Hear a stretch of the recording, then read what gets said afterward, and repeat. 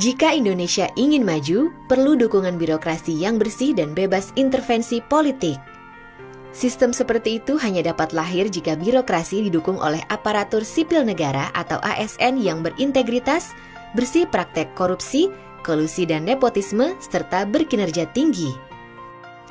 Untuk mendapatkan kualitas aparatur tersebut dan juga dalam rangka mencari manusia yang tepat pada jabatan yang tepat, perlu diterapkan sistem merit dalam manajemen SDM aparatur negara.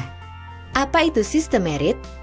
Sistem merit adalah kebijakan dan manajemen sumber daya manusia yang mengutamakan integritas, kualifikasi, kompetensi, kinerja dan budaya pelayanan dalam seleksi, mutasi, promosi, penggajian, dan pemberhentian pegawai ASN, khususnya pimpinan ASN.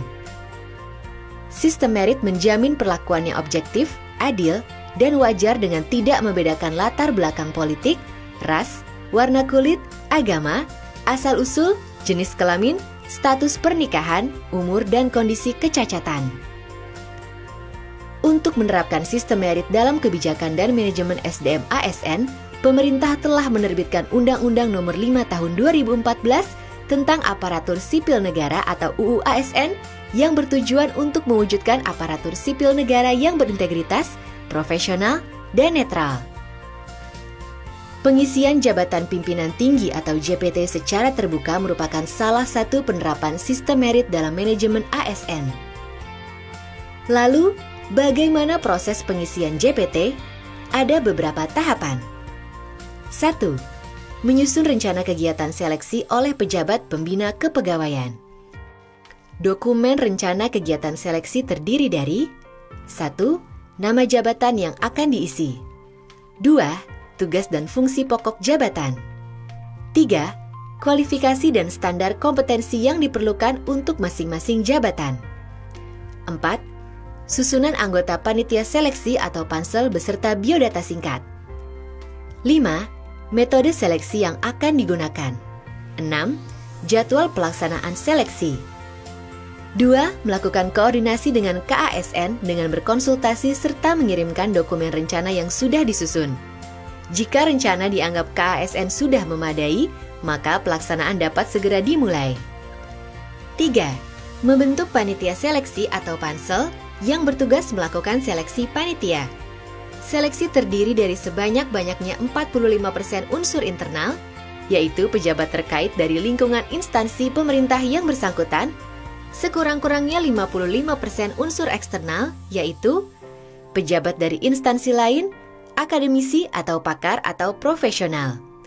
Kedua unsur eksternal tersebut harus memiliki kualifikasi yang sesuai dengan bidang tugas jabatan yang lowong, serta menguasai manajemen SDM. Anggota panitia seleksi harus memenuhi persyaratan: A. Berintegritas, B. Kompeten, C. Mempunyai rekam jejak yang baik, D. Tidak diskriminatif, E. Netral dan tidak sedang menjadi pengurus partai politik, F. Tidak melamar untuk jabatan yang akan diisi, G. Tidak mempunyai hubungan keluarga dengan peserta seleksi. 4. Menunjuk assessment center atau asesor individu bersertifikat yang akan membantu panitia seleksi dalam melakukan uji kompetensi. 5.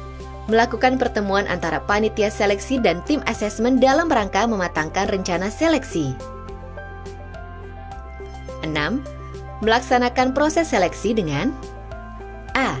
Mengumumkan selama minimal 15 hari kerja melalui website, papan pengumuman, dan koran lokal atau nasional. B. Melakukan seleksi administrasi. C. Tes kompetensi oleh assessment center atau metode lain yang sederhana namun objektif seperti tes psikologi, penulisan makalah, wawancara, maupun rekam jejak pekerjaan para calon. 7. Panitia seleksi memilih dan mengajukan 3 calon terbaik kepada pejabat pembina kepegawaian atau PPK melalui pejabat yang berwenang atau PYB untuk dipilih salah satu di antaranya untuk jabatan pimpinan tinggi atau JPT Pratama. Proses pengisian berhenti sampai di sini.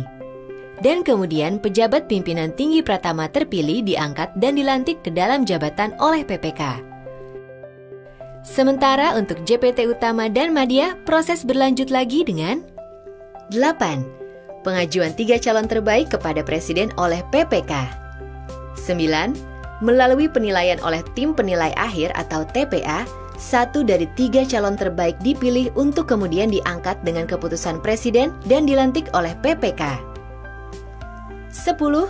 PPK instansi melaporkan keseluruhan proses pengisian jabatan ke KASN segera setelah pansel menentukan 3 calon terbaik. Dengan terpilihnya pejabat pimpinan tinggi melalui seleksi terbuka sesuai sistem merit ini, diharapkan akan lahir generasi baru aparatur sipil negara yang kompeten dan berintegritas. Bekerja secara profesional dan memberikan pelayanan yang baik nantinya akan berjalan otomatis, dan melayani masyarakat dengan hati pun akan terwujud dan bukan sekedar slogan saja.